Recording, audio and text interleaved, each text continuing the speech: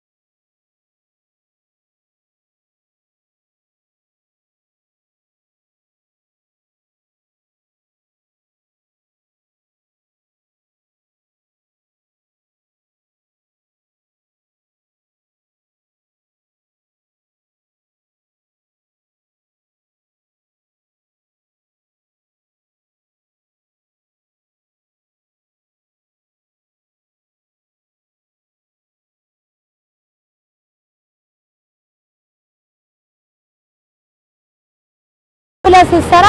ስራዎቹ ይቀላሉ ሙዚቃ ደግሞ የሆነ አንሳን ለሰራ የስራ እንትንም ኩለትህን ይጨምርልሃል አስተሳሰባችን በማሻሻል ላይና ዌስት የሚሆኑ ነገሮችን